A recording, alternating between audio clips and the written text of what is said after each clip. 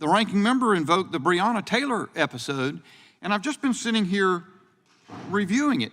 Mr. Goldman said earlier on, well, this wasn't a no-knock warrant. Okay, what's the difference in the situation if they knock and they blow in, in 20 seconds, or it's a no-knock? In fact, in the Breonna Taylor case, that wasn't a no-knock warrant.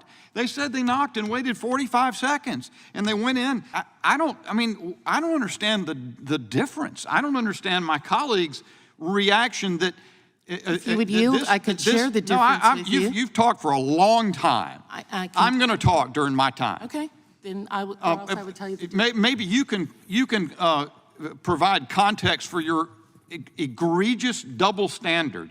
No one that I recall on the Republican side, when the Breonna, by the way, you said this was interfering in the process to have this hearing. The first time Congress had a hearing was in June 2020 over the Breonna Taylor episode. There was no concern about interfering. The concern was about the use of this kind of tactic to enter unnecessarily and jeopardize people's lives. Yep. Now suddenly that seems to be of no concern whatsoever. I do want to make sure that before we go down this road, I clarify some things that were different in the Breonna Taylor case. Number one, the officers were considered to have botched what took place on that day because they fired blindly into a home, meaning that they initiated some sort of deadly force, and the only information that they had was allegedly that this was the place of some sort of drug activity. At that point in time, you ended up having her boyfriend, who returned fire, believing that someone was breaking in. It is very different when you are returning fire versus initiating fire, and there was no need to do so. Democrats and Joe Biden have been trying to take guns away from Americans for years. If they can't take the FFLs away, they are going to limit the number. If they can't take the guns away, they are going to limit the number of places where law-abiding Americans can go purchase their firearms. Today, we will examine the actions by ATF that led to the untimely and unnecessary death of Brian Malinowski. At this time, I want to offer my condolences to the members of Mr. Malinowski's family. Some of them are here with us today. We're also joined by Congressman Hill, who I mentioned earlier, who represents Mr. Malinowski's and his family and has sought justice on their behalf. In the early morning hours of March 19, 2024, armed ATF agents arrived at the Malinowski family home in at least 10 vehicles to execute a search warrant. According to the warrant, the ATF alleged that Mr. Malinowski was selling firearms without a license. Footage from the Malinowski's doorbell camera shows ATF agents approaching the house with riot shields and subsequently disabling the camera to prevent their conduct from being recorded. Upon hearing the commotion and fearful of a home intrusion, Mr. Malinowski awoke and prepared to defend his family. Mr. Malinowski encountered what he and his wife believed to be home intruders. An exchange of gunfire ensued. Mr. Malinowski was shot in the head, and he died from his wounds 2 days later. The circumstances of Mr. Malinowski's death raised questions about whether the ATF followed proper protocol during the execution of this search warrant. DOJ policy and President Biden's Executive Order 14074 requires ATF agents, including those who conducted the search warrant on the Malinowski family home, to wear active body-worn cameras during the execution of that warrant. The department, however, has since confirmed to the Malinowski family that ATF agents were not wearing body cameras during the raid, a clear violation of the department policy. It's not clear if the raid was a no-knock encounter because, in part, the ATF agents disabled the Malinowski's home camera. ATF is yet to explain why it resorted to a risky pre-drawn entry of Mr. Malinowski's home when it could have peacefully executed the warrant while he was away from his residence. ATF agents could have given Mr. Malinowski more time to answer the door during the knock and announce, so he knew it was the police. Since the ATF chose to ignore their own policy, not wear body cameras, we will never know if they gave him the 10 seconds or 60 seconds or whatever to answer the door. We are somehow having a hearing to protect the gun lobby, to prop up Donald Trump's pro-death agenda, when more than 100 Americans die of gun violence every day. We have colleagues who have lost friends, classmates, mass shooters. Some of us in this Congress see the scourge of illegal guns coming across state and city lines to ravage communities with gun violence and death of youth. But these deaths happens everywhere, haunting every corner of the American experience, and without a robust federal law enforcement, and ATF and FBI, Americans will die at a faster rate. They brought us here right after Police Week in furtherance of a mission to defund and dismantle the agency trying to save our children, save Americans from gun violence. The ATF is a central agency dedicated to stopping the source of gun violence.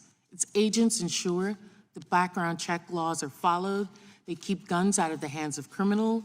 They investigate gun crimes. They prevent mass shootings, school shootings. They support local law enforcement and gun tracing and enforcement efforts. They do the vital work we so desperately need. We're going to hear today about ATF overreach, and especially about the death of Mr. Malinowski. That is a tragic loss of life. Every loss of life is tragic. Our sympathies, all of us, I believe, go out to the family. While an investigation is ongoing it's inappropriate to be drawing conclusions before the results of an investigation are released. We do know from affidavits from the court that it was alleged that Mr. Malinowski was a mass gun trafficker, and we know that some of the guns he sold were used to commit crimes. We know that ATF agents were serving a legitimate search warrant. Beyond that, we await the results of an investigation, and this committee shouldn't seek to influence that. Let's not be mistaken. Republicans are not here today because they're concerned about the tragic loss of life during a police raid. You know why I know that? Because they have not uttered a word about a Florida deputy shooting and killing Senior Airman Roger Fortsman in his apartment just a week ago. You know why I know that? Because they don't say anything.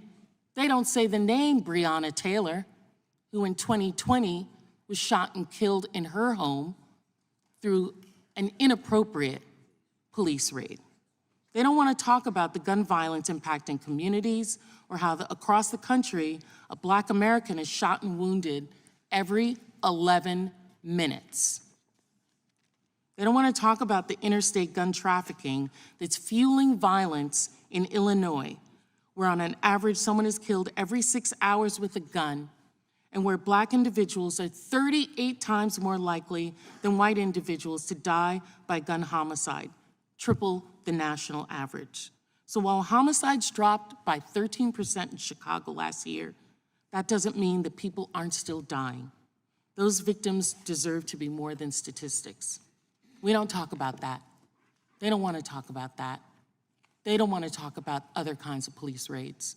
They want to talk about this police raid on Mr. Malinowski because it fits their narrative about how to dismantle the ATF. That's what this is about.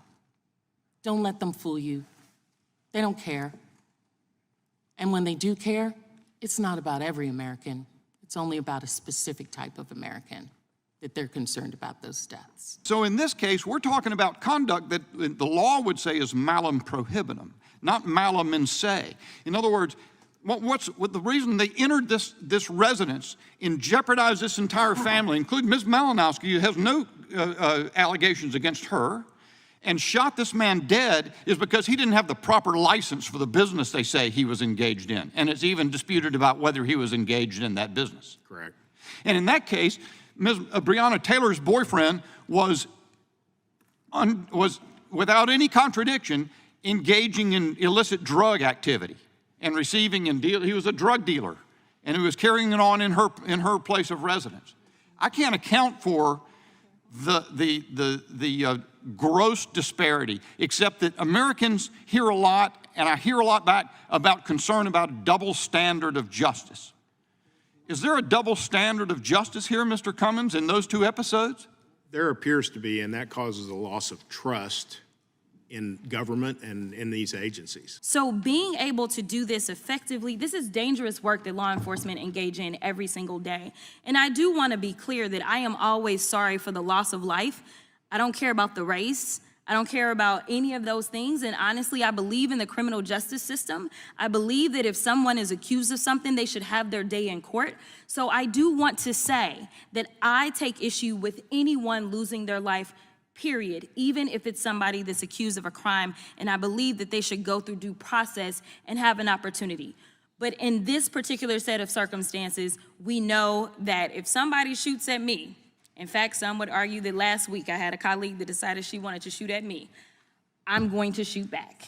And that's what happened here, but what's more frustrating for me in this hearing, and what seems to be a pattern, is that we continue to attempt to litigate pending cases. We saw that we had one of the witnesses in the Trump trial. He came and testified before us last week, and then he went and testified this week in front of the judiciary. And then we know that this is still a pending case, and I do want to afford an opportunity for those that will be granted access to discovery, video, whatever video doesn't exist, as well as any statements, depositions, all those things. Some folk that have access to all the information, and ultimately, if this needs to go to court, having a jury that will make a decision based upon the facts and the evidence. So with that, I want to make sure that we move on to something else, which is the reality that, in fact, let me do this before I run out of time. Mr. Chairman, I ask unanimous consent to enter into the record 97% annual gun owner October 2023 report, which details these and other statistics pertaining to gun owners' views on common sense gun control policies, and I'm gonna go back up to what those views are. Thank you so much. 97%, a bipartisan group of gun owners and non-gun owners, which conducts research on gun safety policies, found that with regard to common sense gun policies, 86% of gun owners, well over the simple majority, support keeping guns out of the hands of violent criminals. 70% of gun owners said they wish we would enact some kind of gun reform. 66% of gun owners, for instance, think guns should be restricted on school grounds, and 67% think that they should be restricted in government buildings. And I will tell you that I fall into those categories because I am a licensed gun owner. Yet despite the majority of Americans and the majority of gun owners, Republicans last week passed a bill out of the House that eliminates states' ability to regulate firearms on private property, government buildings, playgrounds, and gun-free school zones. If that's not hypocrisy, I honestly don't know what it is, and it doesn't end there. As a party self-proclaiming itself as law enforcement's biggest advocate and supporter, Republicans on this very committee have introduced legislation to abolish the law enforcement agency entirely. Ms. Sampson, I have a few yes or no questions. I may only get to one. Yes or no, are you familiar with the role of ATF? Yes. And to your understanding, the ATF is in fact law enforcement, correct? Yes. Does ATF's duties include preventing incidents, investigating cases, and recommending prosecution for issues of violent crimes and weapons for gangs and career criminals? Yes. Narcotic traffickers? Yes. Domestic and international arms traffickers? Yes. Armed human traffickers? Yes. Terrorists? Yes. And with that, I will yield.